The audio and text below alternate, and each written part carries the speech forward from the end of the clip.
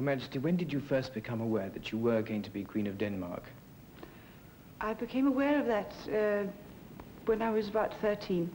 It was the year in 1953, the year when they changed the Constitution, and in conjunction with the Constitution, also the law of succession.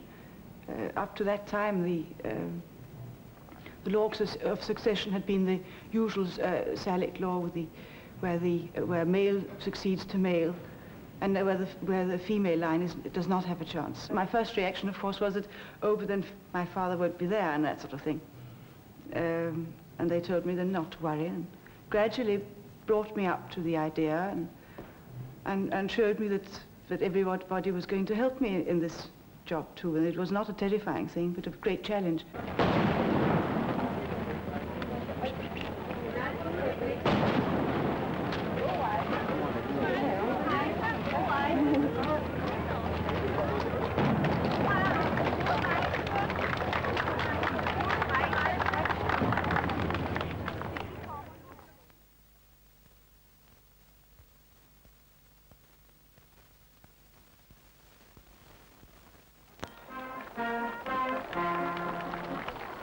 In June 1973, Denmark's Queen and her husband, Prince Henrik, step ashore from the royal yacht at Thorshaven, capital of the Faroe Islands, on her first royal visit to her Faroese subjects since she came to the throne of Denmark in 1972.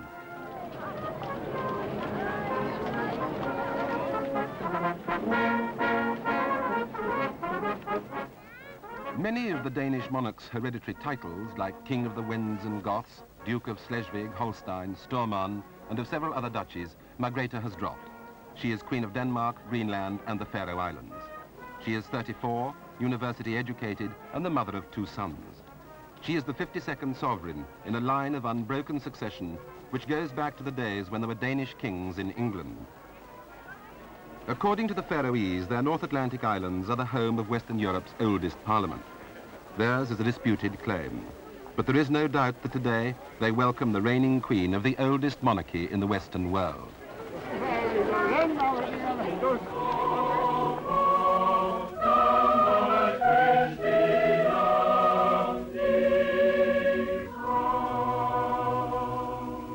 The Danes are the latest of those modern kingdoms and republics which have submitted to a woman at the top.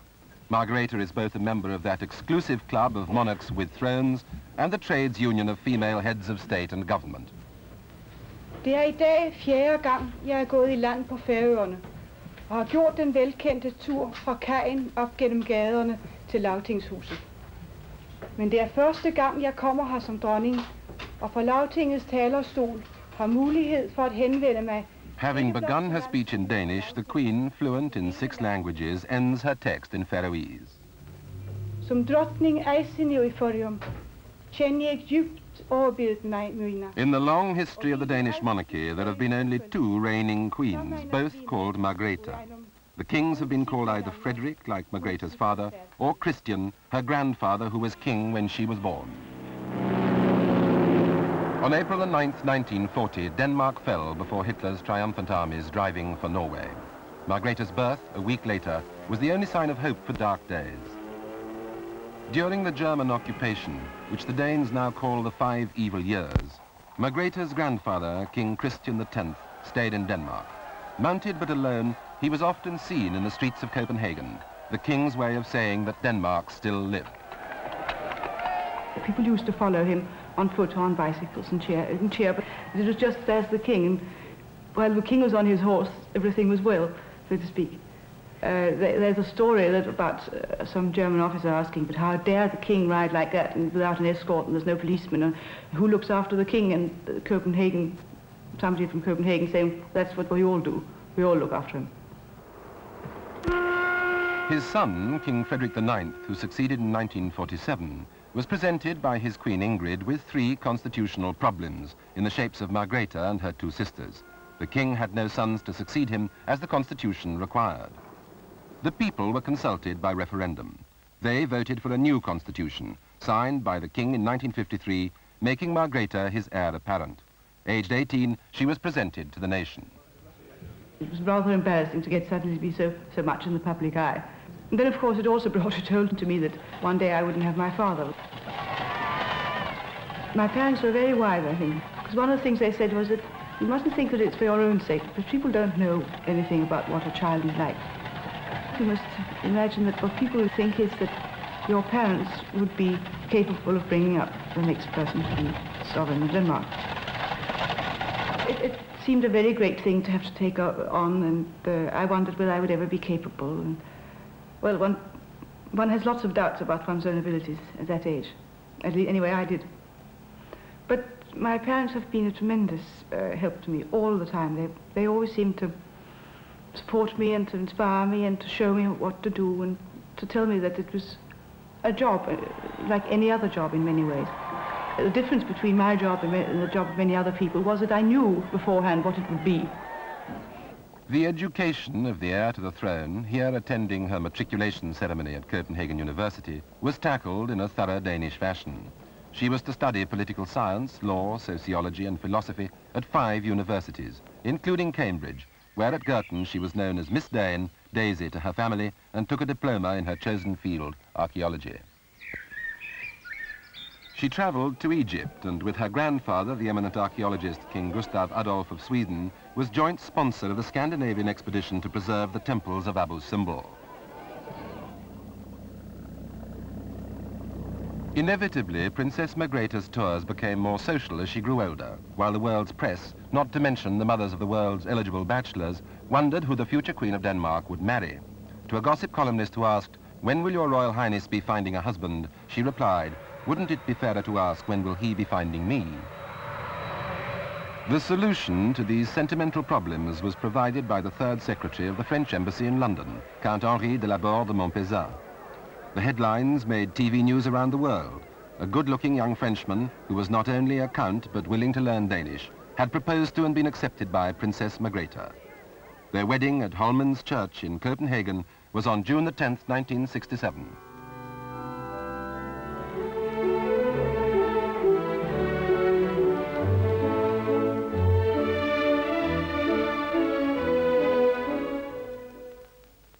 Princess Margrethe became Queen of Denmark on January the 14th, 1972, the day that her father, King Frederick IX, died. She took for her royal motto, "God's help, the love of the people, the strength of Denmark." The actual succession happens in the historic moment when the old king dies and the new monarch takes over. It happens like that. There was no coronation. Danish sovereigns are proclaimed to the people from Christiansborg Palace. The Prime Minister announced, "King Frederick is dead. Long live Queen Margrethe." For Princess Margrethe, the moment she had been waiting for with some dread has come. Her whole life had been a preparation for her job as Queen of Denmark. I was supported from every side by my family and by the ministers, but so much also by the people. It was breathtaking. On that cold January day, and so many people on the square, I'd never imagined it would happen in our day. One of the Queen's first public duties was to follow in procession behind her father's coffin through the streets of Copenhagen, past the crowds, to Raasleela, the tomb of Danish kings. The dead king and the reigning queen demonstrate the continuity of the monarchy, the oldest political institution known to Western man.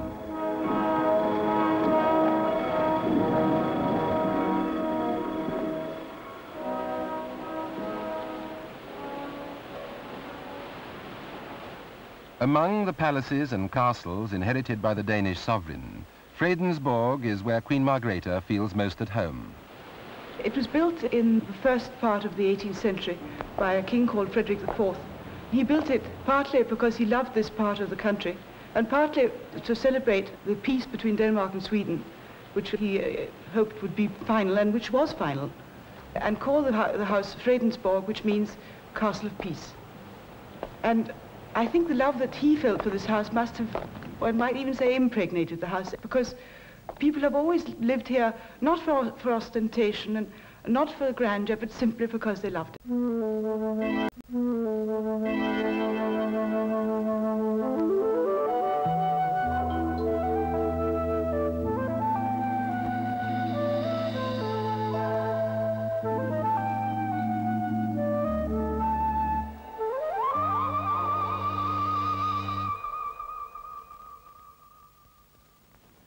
Your Majesty, when did you first become aware that you were going to be Queen of Denmark? I became aware of that when I was about 13. It was the year in 1953, the year when they changed the Constitution, and in conjunction with the Constitution, also the law of succession. Up to that time, the law of succession had been the usual Salic law with where male succeeds to male, and where the female line does not have a chance. My first reaction, of course, was that, oh, but then my father won't be there, and that sort of thing. And they told me then not to worry, and gradually brought me up to the idea, and showed me that everybody was going to help me in this job too, and it was not a terrifying thing, but a great challenge.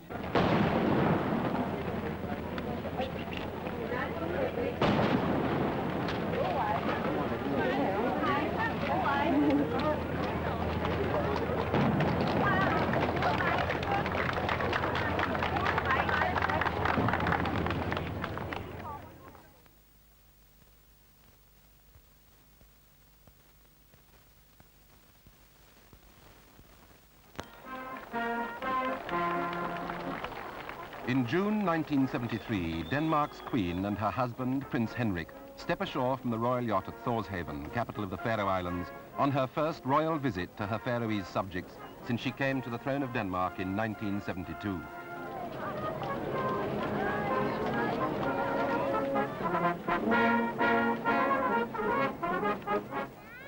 Many of the Danish monarch's hereditary titles, like King of the Wends and Goths, Duke of Schleswig, Holstein, Stormann, and of several other duchies, Margrethe has dropped. She is Queen of Denmark, Greenland, and the Faroe Islands. She is 34, university educated, and the mother of 2 sons. She is the 52nd sovereign in a line of unbroken succession. In Denmark. It was made at the command of the king, and was probably intended as a present for the Empress Catherine the Great of Russia. It was painted directly from the color plates for a great volume on the flora of Denmark, the Danish wild plants. So you see it has each plate and each piece of porcelain has a very exact drawing of a flower or a plant, exactly as they looked in the prints. And they were painted directly from the prints. They were very careful about it, and they put in the name in Latin, and even reference to the color plate in the book, which is rather amusing. And but it never, as you can see, never reached Russia because it's still here, because the Empress had died before it was finished. I think they were 12 years in painting it. It was a very large dinner service. In its own day, it had more than 1,800 pieces. Then it was never made again for a very long time, until in the second half of the 19th century, when some people decided that this would be the best wedding present for the then Princess Alexandra of Denmark, when she was to marry the Prince of Wales, later King Edward VII. King Christian IX of Denmark, Margrethe's great-great-grandfather, commissioned this picture of his vast family, which covers the entire wall of a palatial room. They lived in the last grand era of European royalty. Queen Victoria described them as distinctly clannish. Now their regal countenances are only legend. But they tell us something of Fredensborg in its heyday, of Denmark's royal family, and of King Christian IX, 4 of whose children sat on European thrones, thereby earning for him his nickname, the father-in-law of all Europe. His daughter, Dagmar, married Tsar Alexander III. His grandsons, Christian and Prince Nicholas, the last Tsar of Russia. His sons, Frederick of Denmark and William, elected King George I of Greece. His daughter, Princess Alexandra, married Edward VII. Edward VII is supposed to have been rather bored because there wasn't very much games played, and he's supposed to have grumbled a bit sometimes when he was pulled off to Fredensborg. But whether it's true, I don't even quite know. But it is the legend, of course. But there's a marvelous legend of 3 of these gentlemen walking in the park of Fredensborg, and they started to chat with somebody they met in the park. Anyway, this man didn't realize who he was talking to, and he asked, who are you? And one said, well, I'm a Prince of Wales, and the other one said, I said, I'm the King of Greece. The third one said, I'm the Tsar of Russia. Ah, said he, no, I'm the Emperor of China.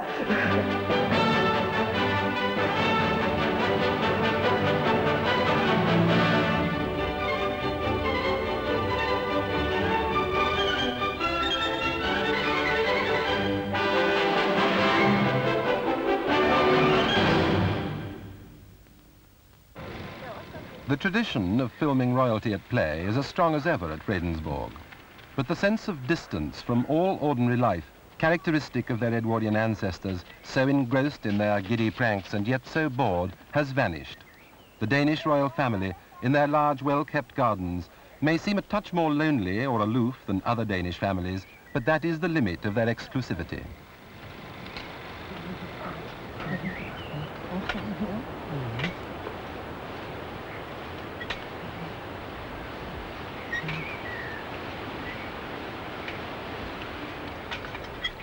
Crown Prince Frederick, aged 5, seems unaware of his status or future responsibilities. Like his younger brother Joachim, he's more interested in play. Men nå lader hun mig donere. Jeg får donere. Der er pandekage. Pandekage. Syltetøj. Syltetøj. Hvor skal jeg se der?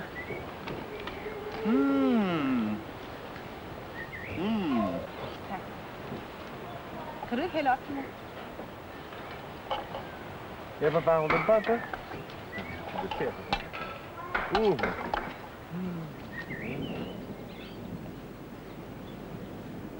I, for my part, have spent most of my childhood here, ever since I was quite a small child, during spring and autumn. And coming back to it, in my own right, so to speak, has been very strange, but very wonderful too, because it is a house I love, both for its atmosphere and for its beauty. I think I can say that it is our favorite house.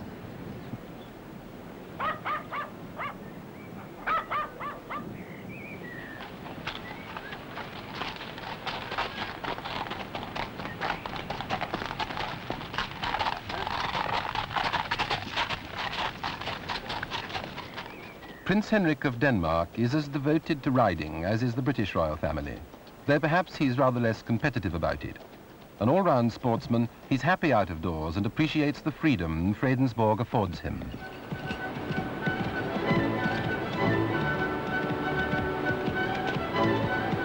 I must say I like very much Christiansborg. The surroundings are so nice, the country is beautiful. Christiansborg I can ride a lot. I can take long walks and play tennis, and sail also, because it's just 3 kilometers from the coast, so my boat is not far from there.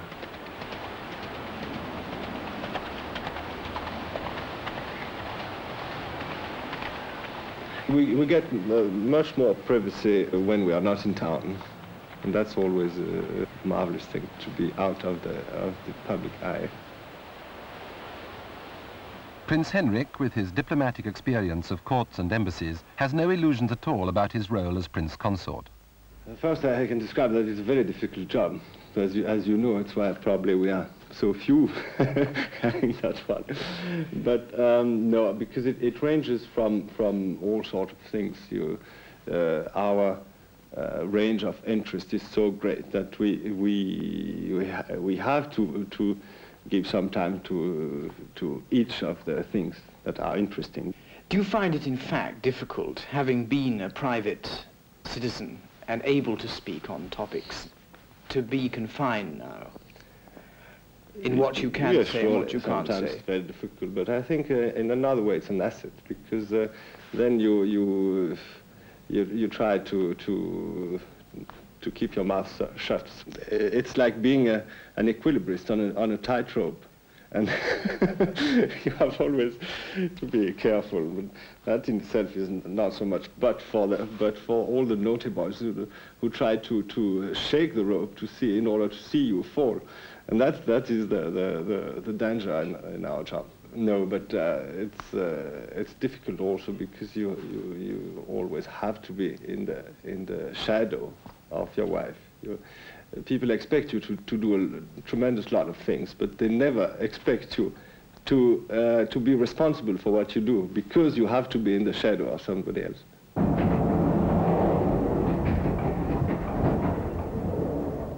Prince Henrik does in fact do a tremendous lot of things. He is Commissioner of the Danish Red Cross, President of Denmark's World Wildlife Fund, an honorary member of 19 organizations, patron of 27, chairman of the Danish National Committee for the European Architectural Heritage Year 1975, Today he's going to launch a ferry at the Baltic port of Nakskar. In the modest style of the Danish monarchy, their royal train is really only a royal carriage, which can be hitched on to any scheduled service. It travels free on the Danish system, but in other countries costs the equivalent of 20 first-class tickets a passenger mile. The ferry is to be christened the Prince Henrik after the consort, who in fact was christened Count Henri de Laborde de Montpezat. When he married, he changed his French title and nationality to Danish and his faith from Catholic to Lutheran, the Danish state religion. He has tried gallantly to speak the language like a Dane, but as he freely admits, it takes time to know another country.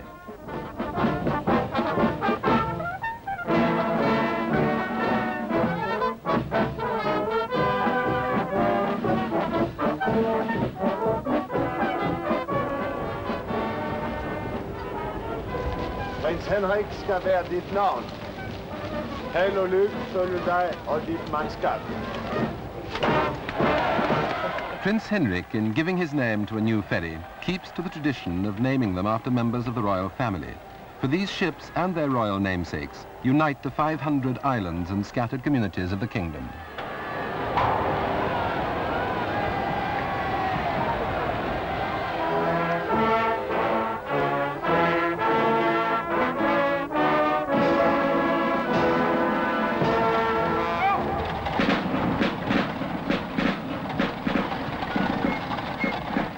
The Palace of Christiansborg in Copenhagen, site of the Supreme Court, the Foreign Ministry, the Danish Parliament and the audience chambers.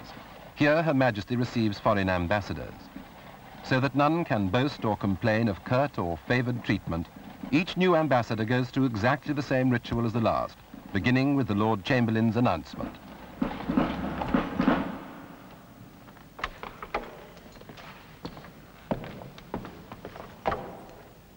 Deres Majestæt, den overordnede befuldmægtigede ambassadør for New Zealand.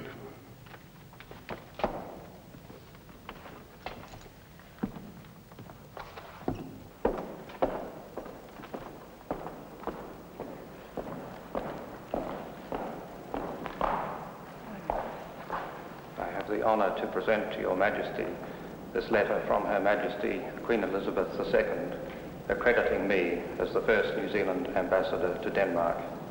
It will be my duty and my privilege to serve the interests of our two countries to the best of my ability. Your Majesty. I welcome you very heartily, Mr. Ambassador. I'm very pleased to be able to receive the first ambassador from New Zealand.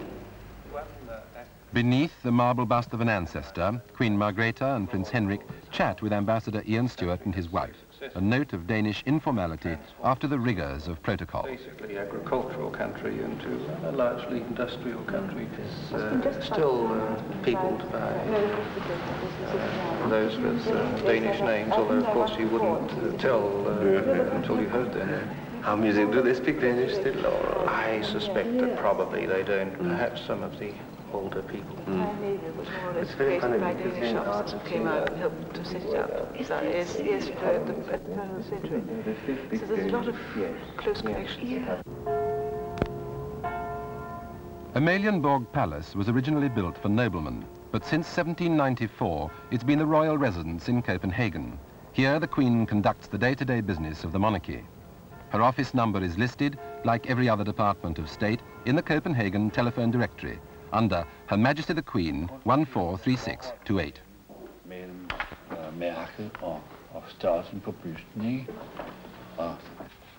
Work starts at 9:30 a.m. with, on this particular morning, the proofs of the first stamps issued during her reign.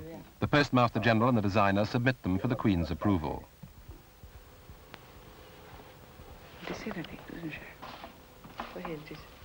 As the Queen is also an excellent draftsman and herself designed a special issue which proved very popular for Christmas 1970, she will take her own decisions about the precise colouring and design of these stamps.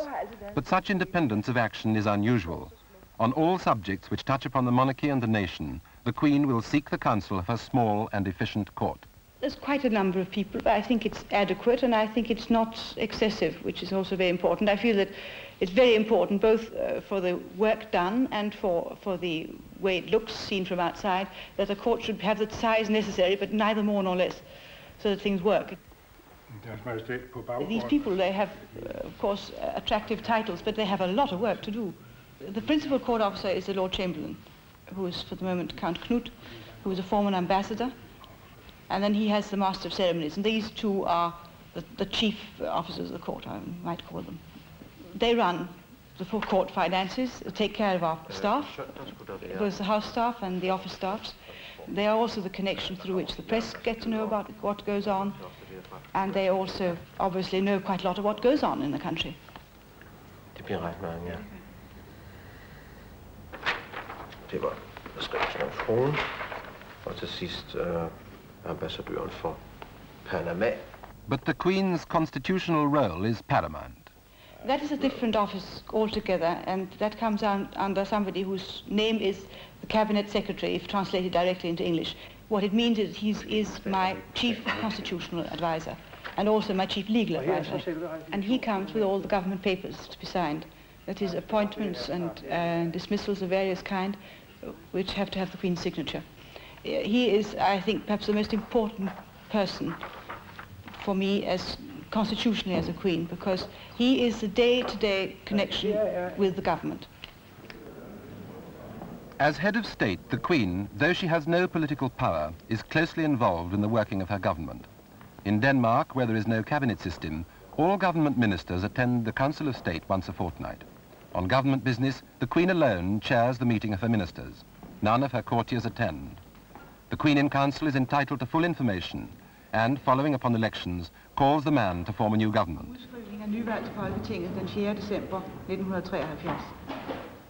The resolutions of Parliament are laid before the Queen. She will be expected to assent to all bills that have been passed, and she will not demur, though she may ask for an explanation. As constitutional monarch, the Queen is the only person present who is above all party loyalties or conflicts. Prime ministers may come and go. There have been 3 in Margrethe's as yet brief reign. But the Queen remains a symbol of national power, though she has none, a symbol of national unity, though 10 parties fought the last election. Above all, the Queen who reigns but does not rule is the servant of all her people.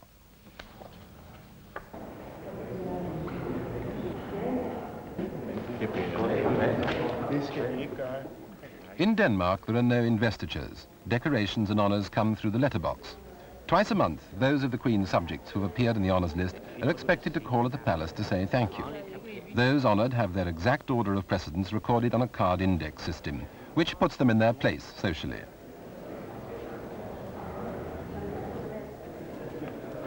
Social Democratic Party members are discouraged from accepting honours, but everybody else is pleased to uphold the custom and have an audience of the Queen. It is, of course, the occasion when people who have received appointments signed by me, or people who have received orders and decorations, come and thank the sovereign for this. It is a tradition to come in tails or uniform, wearing whatever decoration you have been given, and also any others that you happen to have. And people are then ushered in one at a time to me, and I am completely alone with the person who comes, which is a very old tradition that the king should be accessible, and also that it should be possible for any citizen to speak in complete private with his king. Primitivt sted. Ja, altså primitivt jo ikke ligefrem. Godt håbe, han kunne ligge hvor som helst i Danmark også. Even today, when things are very far from those ancient times, I think it's of importance that the king is accessible. Advance notices of the Queen's audiences are published in the press. Any Danish citizen can turn up and ask to see his Queen. Some applicants are diverted to the Ombudsman or other departments of state, though a group of Danish hippies from Nepal once got through bearing gifts. Essentially, the system is a characteristically Danish mix of formality and the personal touch. I feel that formality and informality is a question of the occasion. One should never be so formal that one loses life, but one should never be so informal that that one becomes without form of any kind and shapeless, so to speak. Do you in fact believe in protocol and etiquette? I think that people imagine protocol and etiquette as a kind of I don't know, some kind of great dragon that hovers behind the panels and the passages of the palaces to just pounce on you and eat you up if you aren't behaving as you should. But in fact, it's only, etiquette is also saying how do you do when you beat people, saying good night to your parents before you go to bed, opening a door to a woman, getting up so if an old person wants to sit down in the bus and it's all full. That is etiquette, or protocol, if you will, on the everyday level, the way we meet it all the time, all of us. And it is a way etiquette and protocol is a way of knowing what you've got to do in the next second, so that you have your mind free to do other things and think of other things. Do you have a royal freezing glance for certain occasions? I don't know. Perhaps somebody who's received one would know. I don't know whether I have a royal freezing glance. I imagine most of us have some way of indicating that we've had enough.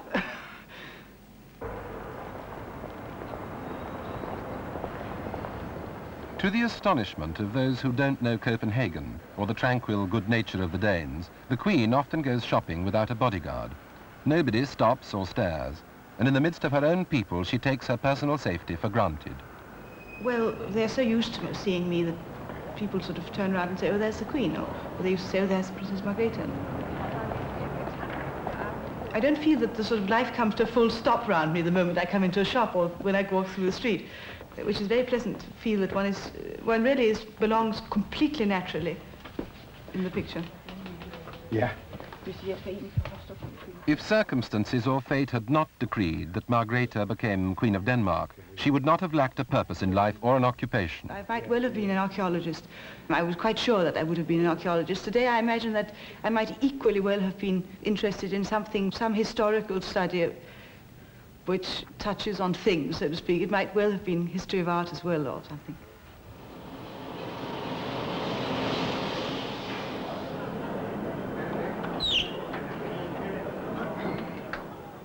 On September the 25th, 1973, Queen Margrethe and Prince Henrik arrive at the central station in Stockholm to be greeted by the young king, Carl Gustaf of Sweden.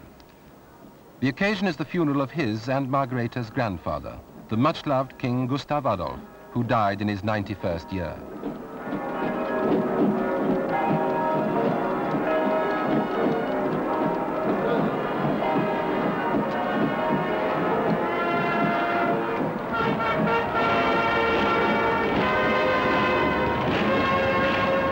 King Gustav won the devotion and respect of his people.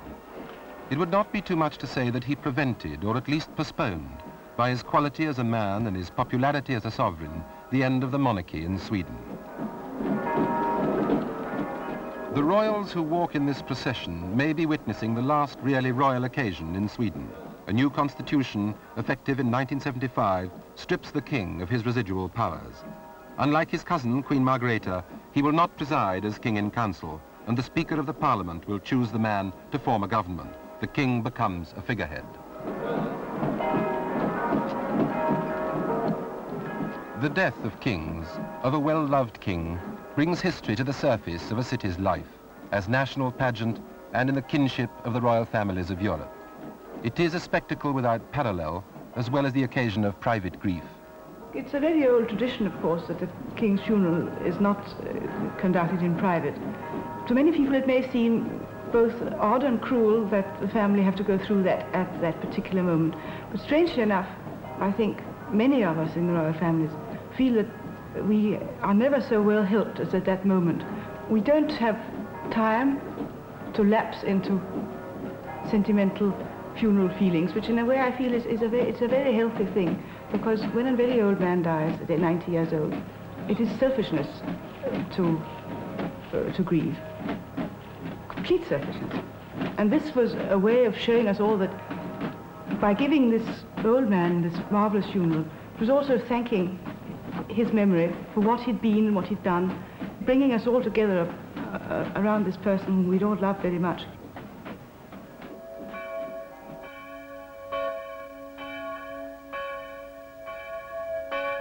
The twin spires of Raasleela Cathedral, 20 miles out of Copenhagen, stand sharp against the northern sky, above the tombs of many Danish kings. Margrethe's father, Frederick IX, called the Sailor King, he was a master mariner, lies here in state. The Crown Prince Frederick and his brother Joachim come with Queen Margrethe to pay their respects before the king's coffin is entombed.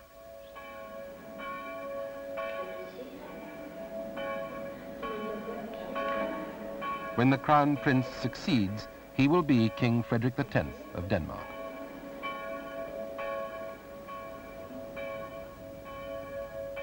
Denmark's sovereigns have been buried here for over 1,000 years. The first church on this site was built in 960 by the first Christian king of Denmark. Here too is the tomb of Denmark's only other queen, Margrethe I, who reigned and ruled at the end of the 14th century. This particular lady, Queen Margrethe, must have been a very remarkable woman. She had been brought up in Norway, and she must have been brought up to know to be able to reign in her own right. Well, she managed to unite the three Scandinavian countries of Denmark, Norway and Sweden, in that order, being first the regent for her son of Denmark and of Norway, and then because of various complicated dynastic problems in Sweden, the Swedish noblemen asked her to take over the Swedish throne as well. She had the qualities of a politician, one might say. She had remarkable diplomatic abilities. She was able to make the noblemen of Denmark and Norway, the church, and all the different elements of her countries work with her. She was able to play them off against each other very cleverly. Do you think that it would be more difficult to have been queen then than it is in fact to be queen now? I think that probably each time and age has its own problems and complications, and of course the qualities demanded of a ruler in those days were completely different to what is demanded of anybody today. Do you feel that the people of Denmark regard you as part of a very colourful and historic pageant, or do you feel that they think of you as having a practical and professional role to occupy in modern Denmark? I think people have perhaps both a feeling of both things. I hope that is what people do feel, both things, because both things are part of the job that I'm doing. I feel that the monarchy, or my place is, or should be anyway, somehow be the rallying point of everybody. Something that in which one can, which we all feel this is where it all runs together, but also something where we feel that we're all part of each other. Would you like to say why you believe that the idea of monarchy is a relevant one to the 1970s? I would prefer to turn it round and say that as long as I'm doing my job as well as I can, and that as long as the best I can do is good enough, then it is relevant, then it will be relevant. But what are the reasons, the intellectual arguments for a monarchy as opposed to any other system of government or of heads of state in the world? I believe a very important thing with monarchy is the continuity. It carries on for, in our country it has carried on for a very, very long time, and so it has in many other countries. But is continuity the prime reason that you would argue for if asked why have a queen? It is a very important thing, I think, because it gives body to the idea of the country and to what people, we hope, feel they can look up to. It's not only the person personally, but it is also the person personally, which is important. That is why you say that if you make a success of your job, then you can equally argue that monarchy is successful. Yes, I think it is a thing that will, while it's there, when it works, it works.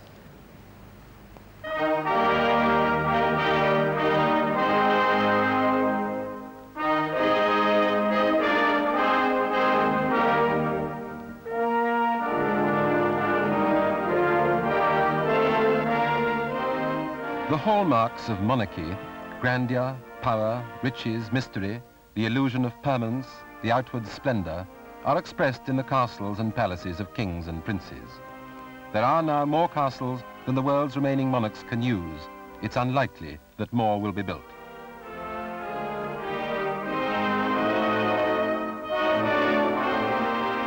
The Danish Parliament meets in Christiansborg Palace. For centuries the seat of royal power, it became the centre of parliamentary government after Frederick VII in 1849 accepted the inevitable and became Denmark's first constitutional monarch. Today the monarchy is very democratic. It's possible to say that in the referendum of 1953, the people selected, if they didn't elect, their sovereign, much as the Danes elected their kings before the period of absolute monarchy. Today, the monarchy is questioned by the press and parties of the left, who see even a constitutional monarch in a democracy as paradoxical and socially divisive. It seems that the Danes have no great love for monarchy as an idea, but great affection for their present monarch.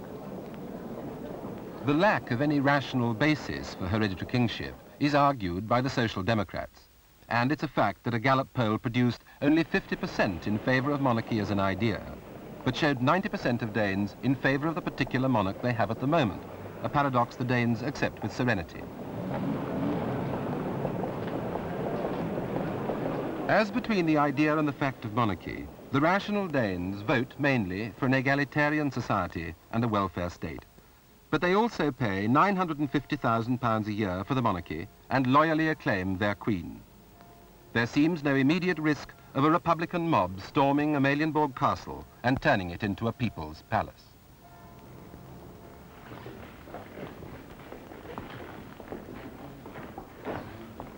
It's a Danish royal tradition that on New Year's Day the monarch gives a banquet at Amalienborg for the members of her government and her administration. All the royal family, including the Queen Mother, Queen Ingrid, attend. På årets første dag er det en glæde at bringe regeringen min hjertelige nytårshilsen. Det er ikke blot årets første dag. Det er omtrent den første. The Queen welcomes her guests on this New Year's Day of 1974 and her new government. There was an election in mid-December. The Queen's words are quite formal. But in this setting, surrounded by the men of power in her realm, the significance of the Queen's presence among them becomes clear, the function of royalty sharply defined. The new Prime Minister, Hartling, formed his government at the Queen's request. The Queen consulted all 10 of her party leaders before she summoned him. The sovereign obeys and upholds the Constitution. The Queen does not rule, but while she reigns, she prevents unconstitutional change, or political power falling into the hands of less democratic men than those who come to her palace on New Year's Day.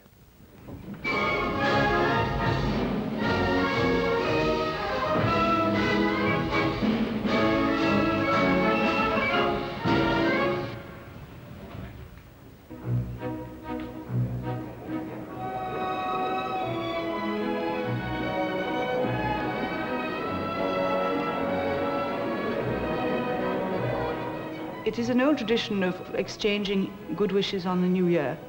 I'm not quite sure for how long we've done it, but I'm fairly sure that it goes back well beyond 100 years.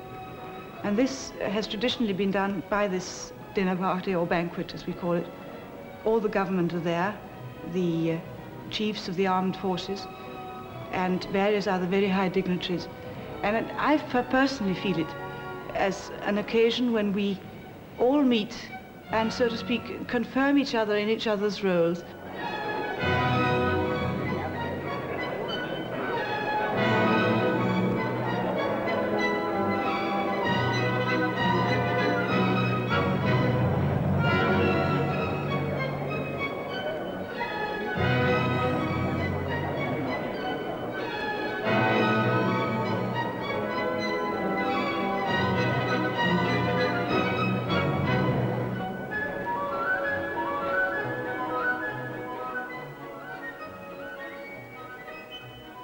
My accession, I took a motto in the way that the kings of Denmark have always done.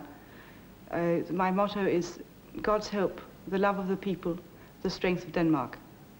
And my idea behind it was that, first of all, this job, this position as the Queen of Denmark or of any country is impossible without the help of God. But that the love of the people is also the thing without which it would be meaningless.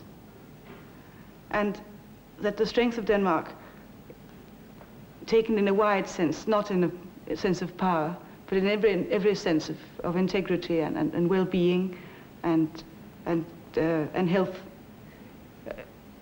is also the whole object of taking up such a position as I have. That is what I feel about it. What would you like to be remembered for as Queen? It's hard to say so early, with times changing the way they do today. I hope I will be able to be in tune with my times, but also that I will be a link to the past, because I'm quite sure that if one loses the link to the past, especially in these days, nowadays, when every kind of development is so quick, is so fast, I think one would lose one's roots, and I think that without roots one is unhappy. So that I feel that is also part of what monarchy is. It's also its roots.